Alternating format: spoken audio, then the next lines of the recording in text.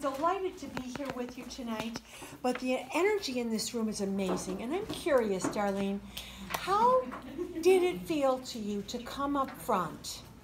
You're sitting way in the back, and you came all the way up here, and everybody's looking at you, and they're reading your numbers, and then your ladies came up, your team was with you, and I'm just curious, how does it feel?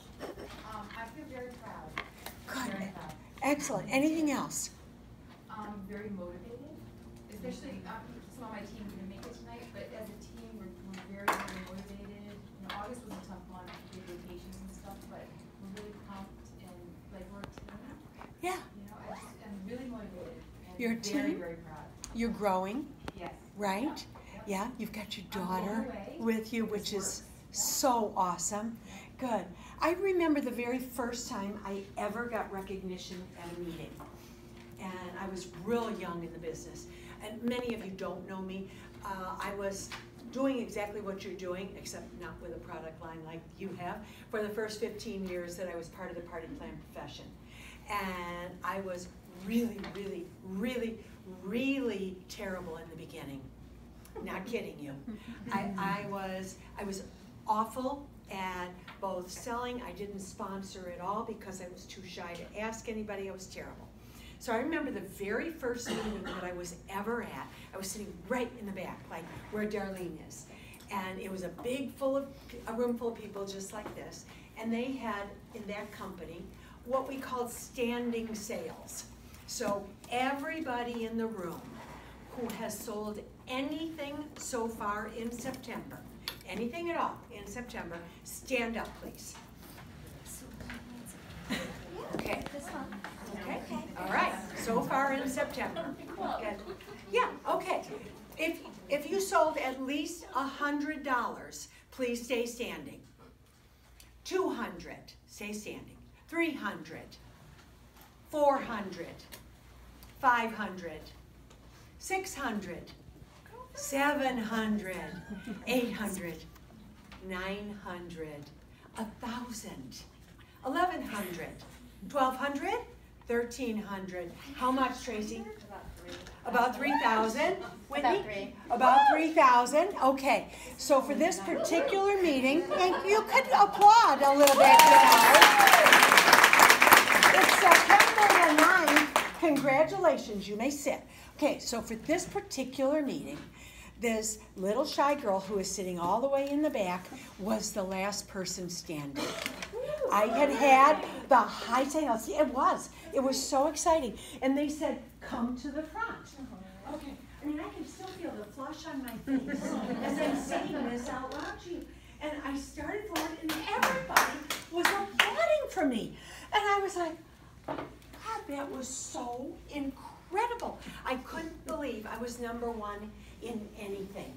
Because I was not the girl that had ever been prom queen or star of the class play or star of the volleyball team, any of it. I was not that girl. I was just this little shy girl who graduated from college, got married immediately, had a couple of kids, and decided after I went to my very first home party that that lady was talking to adults. She had made 50 bucks. I could do that. Okay, so I got started. So to be #1 and come to the front of the room, it felt so good. And what I decided is I had to do more of that. That had to be, if I could do that once, I could repeat it, right? I mean, that's how you feel right now, Darlene, am I right? If you could be up here once, you can repeat it over and over again. So I found, for me, I had to get systems going. Because without systems, there was no way that I could have 2 tiny little kids at home. My daughter was only 5 weeks old when I started in Party Plan, and my son was 3. So by this time, Katie was probably a year old, and Danny was probably 4 by the time this happened. I don't remember exactly the timetable. But I realized I had to figure out what I could do to duplicate that, to make that happen over and over again. And so I figured out that my biggest asset was the calendar. I had to figure out how to schedule time for my business. Because without scheduling the time, I wasn't gonna have the parties. Without the parties, I wouldn't get the sales. And this was even before I had learned to sponsor anybody. I mean, this was when I was still just looking for $50 a week for my family, so I would have grocery money. Now, I'd given up a full-time tenured teaching salary. I was tenured in a Chicago suburb, and so I'd given up a pretty nice income and was home with the kids, didn't want to go back to teaching, wanted to be able to do this on my own schedule. But I didn't know exactly what that would take. I only knew because once I gave up my teaching salary, my grocery money was much more limited than it had been before, and I loved to cook. And I would wear, I don't know if any of you are old enough to remember, they used to have plastic clickers that you could wear on your wrist, and as you put something into the cart, you would click quarters, dimes, nickels, however much it cost. You're nodding, you might kind of remember that. Yeah, go ahead. I didn't have one, I just remember that. But you remember that it existed, yes. I mean, now you'd be using an app for that. But at the time, that didn't exist, and so I would just click on my wrist as I put things in the cart. And when I got to $25, that was it. That was my grocery money. And so then if I wanted anything else, I would have to take something out of the cart to put something in. And I hated that. I knew if I could earn $50 a week, that I could have unlimited grocery money. It's a long time ago. That was a lot of money. I know it doesn't get you anywhere near as far now. And my daughter has moved to Hawaii for a job change. And you think groceries are expensive here? Try shopping for a family with two very hungry young boys in Hawaii. It's like insane. So, okay, $50 a week was my goal. My upline had said to me, I know you want to earn $50 a week, but you've already discovered that your individual party average is not earning you $50. Far from it. Again, it was housewares. So back then, an average income from a party would be $20, $25. $50 was exceptional. So I needed to be able to work more than once a week to be able to have my $50 of groceries. And so I understood the scheduling part. Remember, how many school teachers in the room? I talked to a number of you. Yeah, you understand what the scheduling has to be like and how you have to have your lesson plans and all of that kind of stuff. So, I mean, I got all of that. And when my upline had said to me, how many times a week can you walk out the door? I didn't know. I had no idea because I only was focused on the $50. Was focused on the money. So my upline really did a paradigm shift for me when she talked about the schedule. And I have been devoted to calendar blocking ever since. When you go, how many of you have been to my website, afreshperspective.com? Okay, great. I put my website address down on the bottom of your handout there. And how many of you get my fresh idea every day? Oh, great. Okay, terrific. If you don't, go into my website and on the home page, if you do it on your phone, you have to scroll down a ways. If you're doing it on a tablet or a computer, it's like middle left. And it's a green box that says something like free fresh ideas. I don't remember what it says. It's on my website, but I haven't looked at it recently. Just put your name and email address in there. And every morning, about 4 o'clock in the morning, no, I'm not getting up and pushing send. They're in on time bank. You'll get just a little motivational or inspirational or upbeat kind of message to start your day. And I just encourage you all to go in and get them because I think everybody needs a little encouragement every day. Okay, so while you're in there, you'll see a tab on the left that says free stuff. And one of the things that is under the free stuff tab is free tools. And that's got, I don't know, a dozen or more tools just for you to use anytime you need a little bit of extra assistance. And Touchstone gives you so much. But I have things in there that I've personally found very valuable. So if you're looking at the handout that I just gave you, the first thing that I think is just critical for you is to plan monthly. You've already discovered no 2 months are the same. Every month has natural advantages. Every month has natural obstacles. So what are the obstacles you discovered about booking in September? Anybody? Any obstacles you discovered about booking in September? Yes, go ahead, Mary. Schedules of back to school. Schedules of back to school. Yeah, so Exactly. the back to school craziness. Yeah. Oh, my kids are going back to school. Yes. Okay.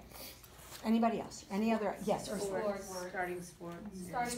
Starting sports. Okay. Anything else? Yes. Go ahead. Everybody wants to wait for the holidays. What? Get closer.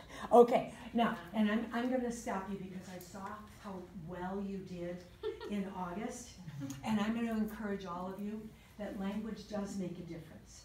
When you're saying something and you say everybody anything, it is not everybody. There are people who want to wait for the holidays. There are people who have kids going back to school. There are people with kids in sports. But we want to resist the temptation to say everybody, because it isn't everybody. There are women in this room, I'm sure, who do not have school-age kids. Am I right? Raise your hand if you don't have school-age kids. Okay. Raise your hand if you don't have kids at home in sports. Okay? So if you're looking around the room, you're going to notice that the vast majority of people here in this room are not part of everybody.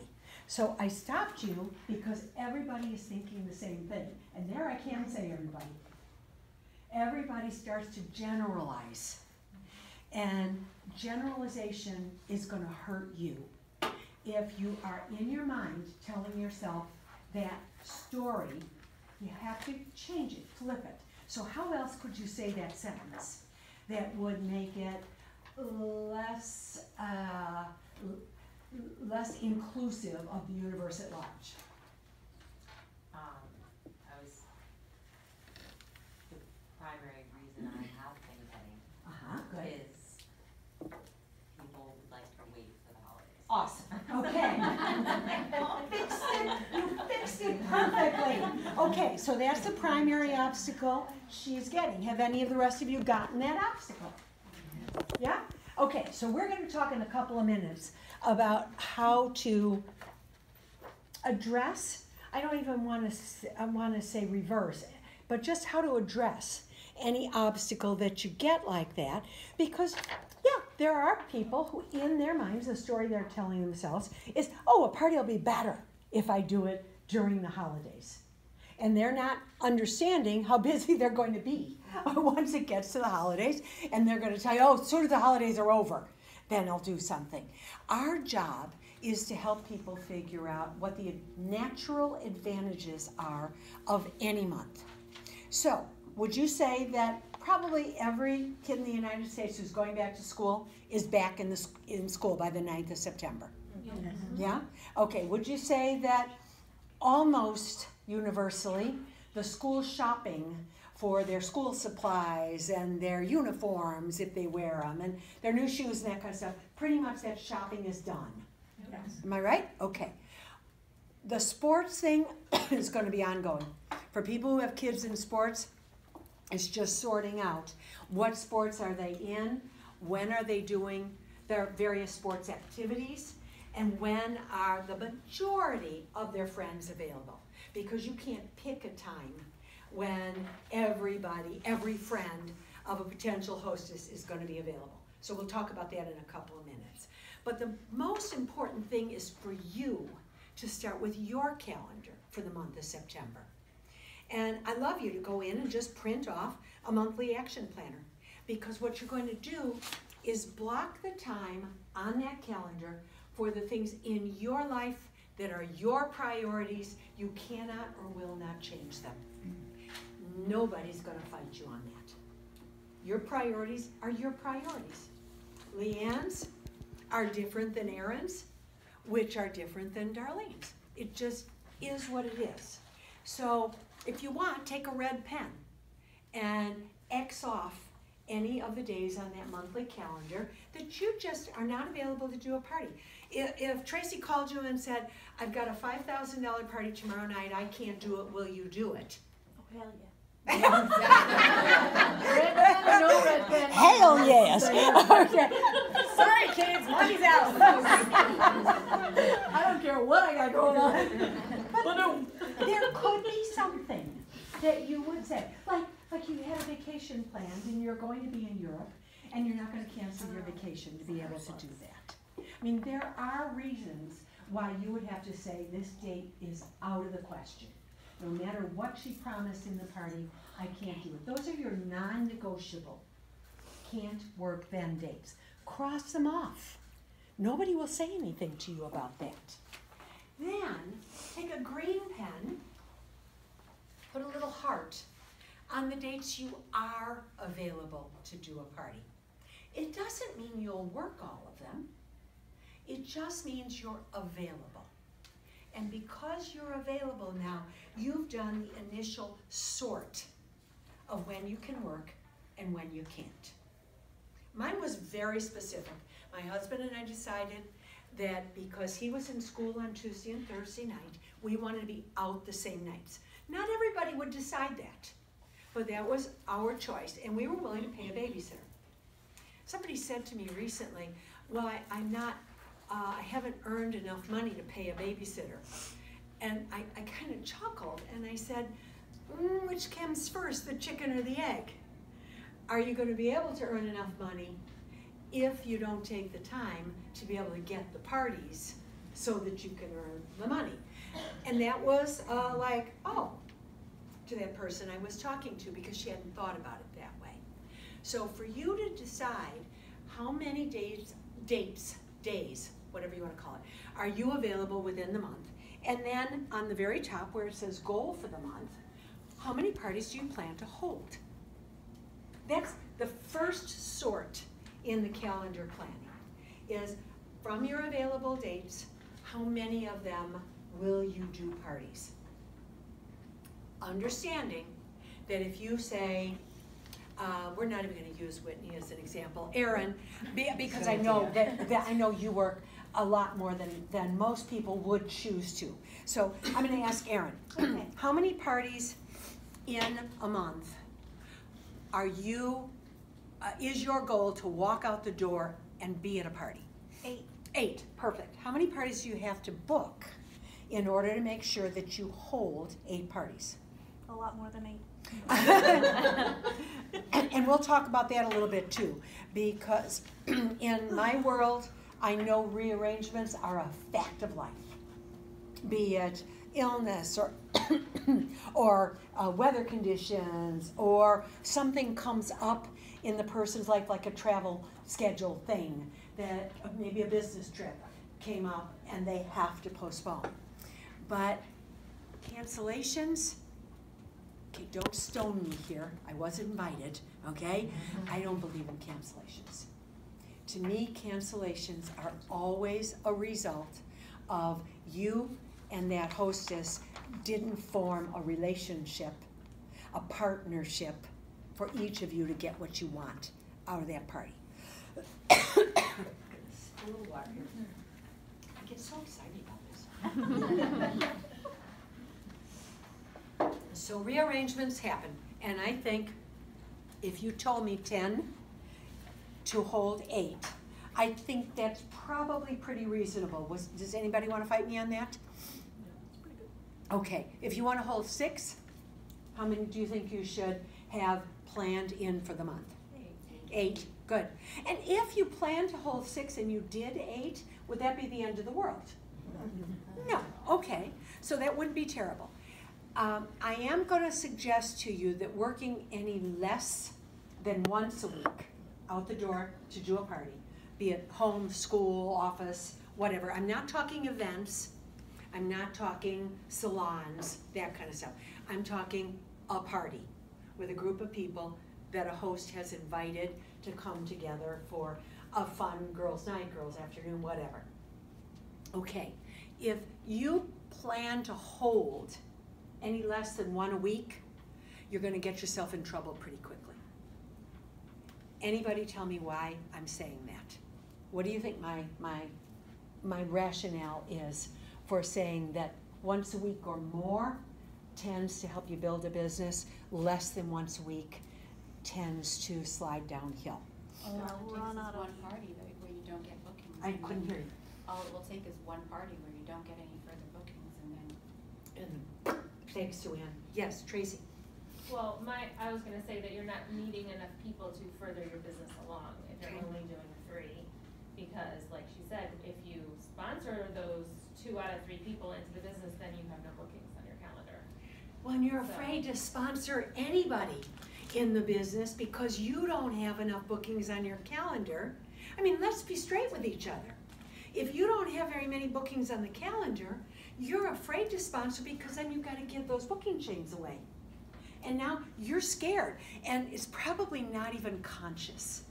It's probably subconscious that, well, I'm not going to ask because I don't really have enough to be able to give anything away. So you get sort of a little hoarder mentality.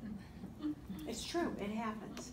So my attitude is always, if you aren't willing to do as many parties in a week as you would bowl if you joined a bowling league. I mean, like a bowling league is once a week, right? And there's other kind of hobbies that are once a week sort of things. If this isn't even engaging enough for you to call it a good hobby, then I think your business is going to diminish pretty quickly. So that's why I'm just being straight with you. It's what I've seen through, as Kay said, a long and seasoned career. I love that. I mean, I wish everybody would just say I was seasoned. That way nobody will ever say I'm old. So if what I've seen about people who actually get going is that they are working consistently. I don't care if it's once a week, twice a week, 3 times, 4 times, whatever it is your financial system requires, it's consistent. And that comes from starting with the month at a glance calendar and your goals. Okay, the next one that you see there, by the way, I gave you a tip on the monthly action planner, which is, it is easier to book similar activities together, which what I'm talking about there is, if you've got your host coaching scheduled for a particular day of the week, you say, all right, on Tuesday morning or Tuesday at my lunchtime if I'm working full-time, or Tuesday after school if I'm working at school, I'm going to touch base with my hostesses for this next 3 weeks. If you group that together, it's much easier to keep your head around getting the job done than if it's here and there and wherever.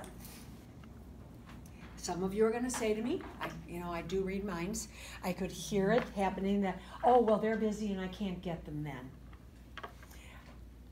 The deal is, you can reach anybody when you tell them why and when. So I'm going to need to spend 5 minutes on the phone with you on Tuesday at lunchtime, because that's when I talk to my upcoming hostesses. Can you spare 5 minutes on Tuesday to talk with me? It's pretty rare. I mean, there are situations, like an urgent care nurse probably says, yeah, maybe, I'll try, but not sure if I'm going to be able to do that. But most people will say, yeah, I can give you 5 minutes on a Tuesday to do this. These are not super long conversations. But if you're able to group activities together, you don't miss anybody. Okay, that's what I think is important. Okay, next, the weekly planner. No 2 weeks are alike. This week, Monday evening, you're here. Okay, you weren't here last Monday, that was Labor Day. So you were doing, hopefully, all kinds of fun Labor Day stuff back last Monday. Next Monday, do you know what next Monday will bring? Zoom. I don't, but what will it bring? Zoom call. Our Sparkle Up calls. Sparkle Up call on Monday evening. Okay, awesome. So if you're plugging in for the week ahead, and I find the weekend is the best time to do this. If you're plugging in for yourself, what are the things that are the must-dos in that week ahead, you keep yourself organized. And you don't start to feel out of control. I know Tracy's and my personalities are very similar, and you might have noticed about Tracy that she likes control. Have you noticed that, any of you? No. Okay, yeah, well, I do too. And I like to know what's coming. I don't like surprises. Some of you, I know, probably are much easier in the saddle than I am, and good for you. I'm not saying our way is the way to be. I'm just saying if you have a certain amount of structure, it actually gives you flexibility. Knowing what you're doing when frees up the rest of the time. Actually, the more structure you put in your calendar, the more flexibility you really have in your life. So a weekly planner on the weekend is the best time to plan for the week ahead. If you've got family members, a partner, a spouse, kids, anybody else that is part of this structure, having a quick little powwow together to find out what's on their calendars, what's on yours. I mean, my kids knew I worked Tuesday and Thursday night. And as they got older, they knew, just like for any of you who have a full-time job, your kids know you're not available for something that is during the day when you have a full-time job. Well, my kids knew if they had something going on, sports-wise, school-wise, whatever, Tuesday or Thursday night, I wouldn't be there because I worked. And that was treating this as a very real job. My business, but my job. Woo! Good for you. You didn't make it go flying. I thought it was going to. I was like, I wonder what's going to land in my lap. Okay, so that's the weekly planner. And then my absolute favorite, the daily planner. The daily planner combines three very important things. Your to-do list. So you print off the daily planner, you write down for tomorrow the 10 most important things you need to do the next day. Efficiency experts say it's really impossible to do more than 10 things in a day, to accomplish more than 10. Now, I'm not talking the silly stuff like brush your teeth. I'm talking tasks that need to be accomplished. And you'll notice when you print this off that the top 2 are in green. That's because the law of 80-20, Pareto's law, which says that 80% of the results will come from 20% of the causes. Pareto's law also applies to your calendar management.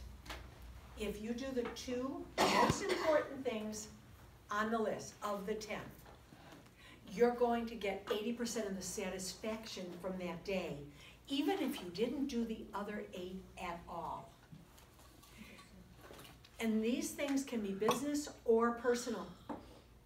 Okay, so you've had on your to-do list for a while now to make an appointment for your mammogram. And I heard it in there. And it keeps getting pushed to the bottom of the list. Put it as number 1 or number 2 and do it first.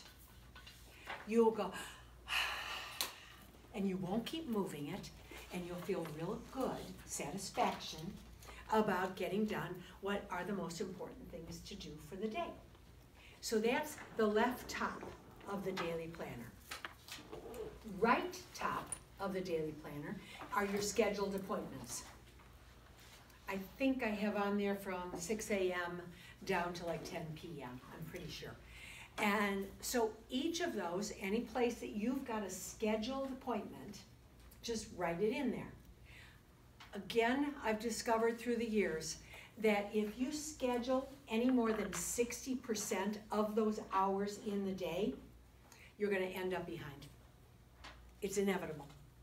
So scheduling, making a real point of not programming in appointments for any more than 60% of a given day is going to give you some ability to have things run a little long, move around a little bit, the kinds of things that you need for good mental health. Okay? I would have to agree with that because you are, I'm sure you know, appointment after appointment after appointment after appointment, the day is over and you're like, I got nothing accomplished, because you were busy giving to others and not handling what you had to accomplish yourself that day. Exactly. Yeah, and if you run dry, there's nothing in the well, you got nothing to give anybody else. Yes, Meredith? I'm sorry, what was the name of that law? Pareto, P-A-R-E-T-O. He was an Italian scientist way back, 1800s, and he came up with this law, which, it's funny, my son challenged me on this. He was like, well, what made it a law? I said, honey, it's like gravity. It just is. Well, why is it? I said, think about anything. 80% of the money at a church is given by 20% of the contributors. 80% of the people who are part of the school PTO, 80% of what gets done by 20% of the people who are the volunteers. My gosh, look at this floor. They invented carpet squares. These are all carpet squares because 20% of the room gets 80% of the wear. And as soon as they invented carpet squares, now they can take out the one that you spilled red wine on, the one that got snagged by something going by, and they can replace it. It applies to everything, which is why it's considered Pareto's law, not just, he thought this once a really long time ago. It's also called the 80-20 rule for that reason. And it works for every part of your life. I mean, I'm gonna tell you, if you look in your closet, 80% of the time you wear 20% of what's in there. And the other 80% probably gets unworn most of the time. 80% of the sales is done by 20% of the team. Of the 20% of the team, exactly right. And what's interesting about that is once you demystify that and you realize this is just how it is, then it doesn't drive you crazy anymore. Right. You realize, okay, I'm just looking to sponsor enough people so that I find the 20%. Yeah, it's true. Because, I mean, think about it, AJ. If you have only, and you were up here for being one of the top recruiters, you know yourself, looking at the number of people you've recruited, probably 80% of them did very little, and 20% are still with you. They're working, you can count on that. But if you've only sponsored 5 people, what's 20% of that? One. Yeah. And then you're going to get all disappointed that the other people aren't working when it's a rule. It's the 80-20 rule. Yeah, I utilize the 80-20 rule a lot when I'm making phone calls. So 80% you should be listening, and 20% you should be talking. Good girl, Meredith, I love that. Yeah. Yeah, did you hear her? 80% you should be listening, 20% you can be talking. That's beautiful, I love that. That was a hard one because I love to talk.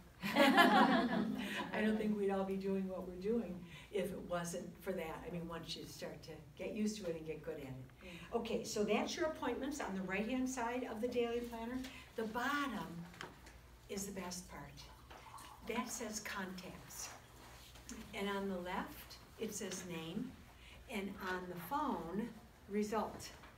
Now, you can put your to-dos for the day in before you go to bed at night. In fact, we suggest you do, I mean we the people who do this kind of thing that I learned from, suggest you do it at night before you go to bed. Why? Because far from keeping you awake, there is the relief of you got it on paper, and your subconscious begins to help you with how to get done the things that need to get done. And in some cases, you wrote down number 1 and number 2 that were not really the most important. And you get up in the morning and your subconscious tells you, no, number 3 and number 8 are really the most important. So do that at night before you go to bed. Your schedule on the right-hand side, you can do that for the next day at night before you go to bed. You can't put down your contacts. Why?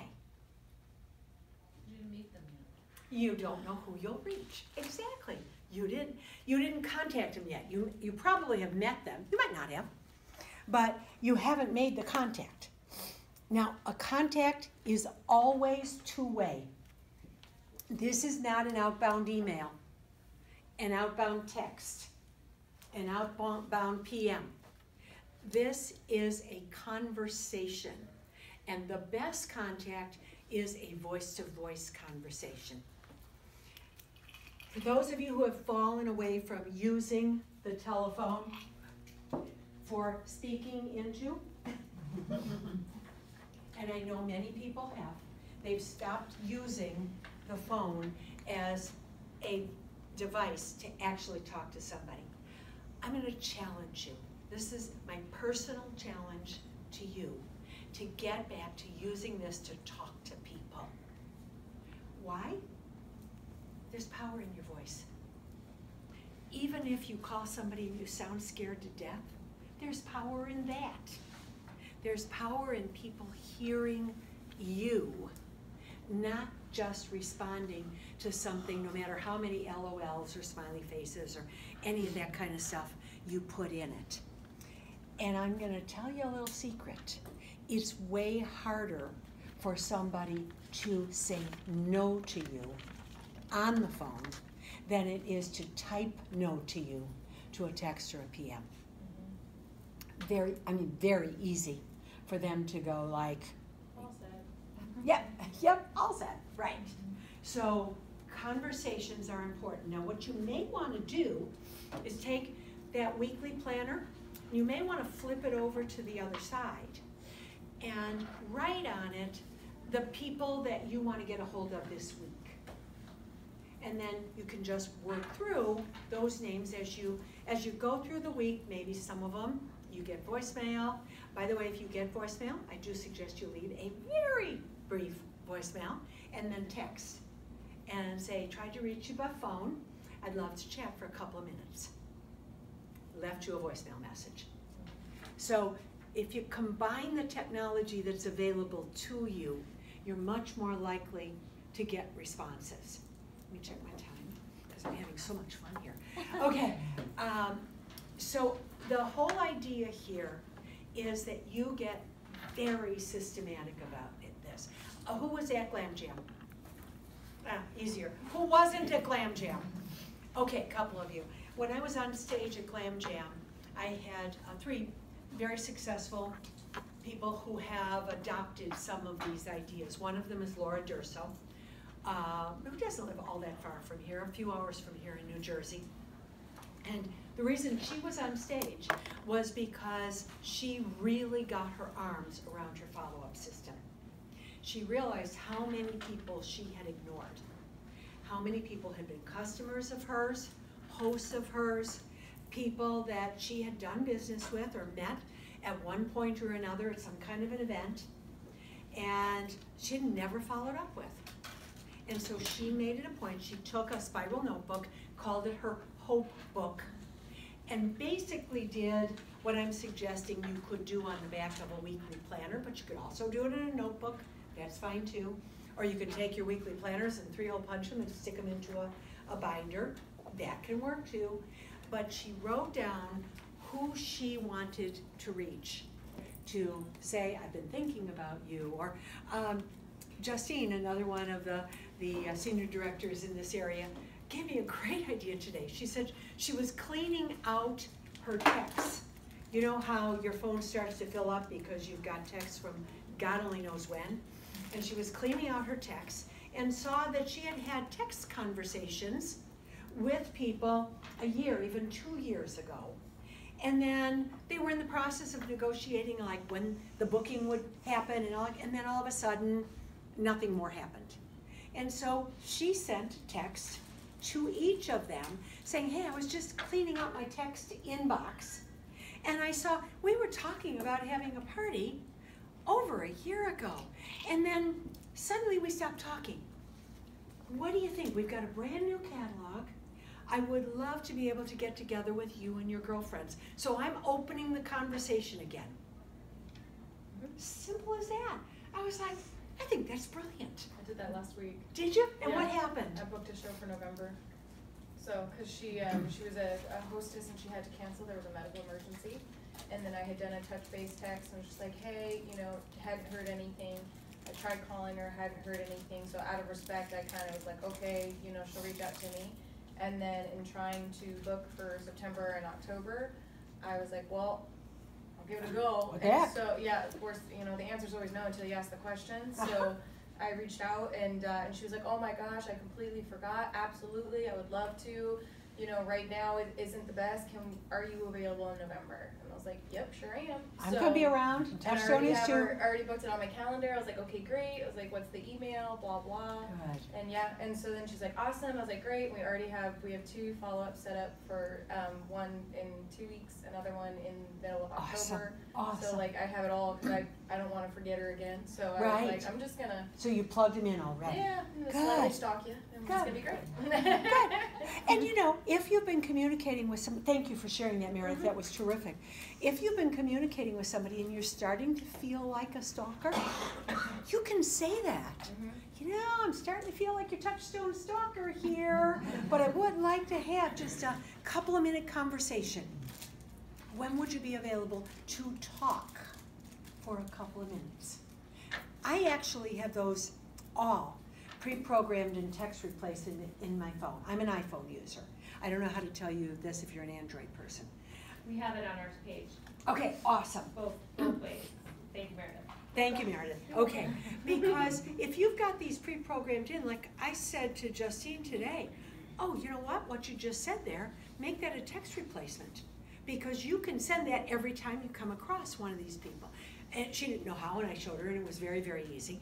And so for any of you who don't know, ask us offline, because there's really nothing to it. The only thing that was challenging for me is you have to use a combination of letters that don't come up in regular use. So like mine, where I say, please save my contact information in your phone, so when I call, you'll know it's me, and you'll be sure to answer.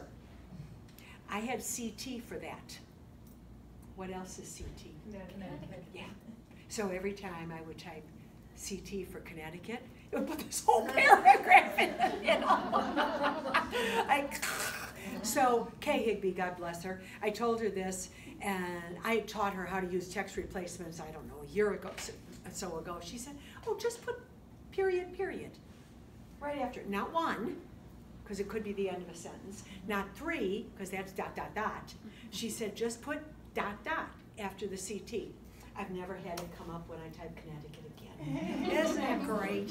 So text replacement is a beautiful thing, because if you're serious about working in a structured way, if you're serious about putting some guidelines around what you're willing to do and when you're willing to do it, you need to save yourself time on the things you do all the time, which is what text replacement does for you.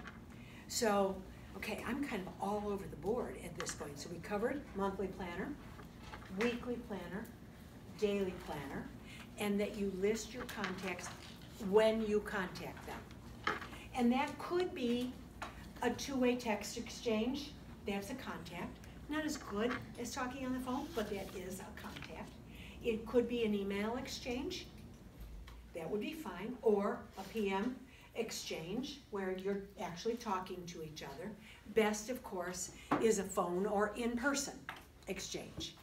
And then when you have actually made that contact, you write it down. If you will commit to yourself to making 5 contacts a day, if you'll commit that to yourself, you're going to find that your funnel of who is out there possibly interested in your services, your funnel fills up really fast. And when your funnel is full and you're not talking to the same people over and over and over again, how do you feel when you're talking to the same person this week and then next week and then 2 weeks after that and then the month after that? How do you start to feel?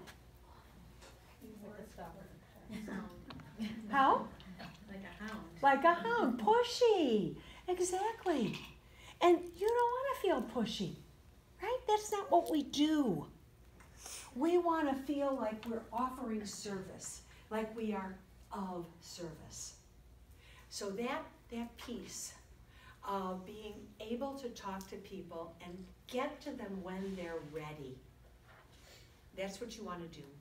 Because there's something called the looking zone. Are there actual, yes there are, okay. So everybody's life is kind of like this.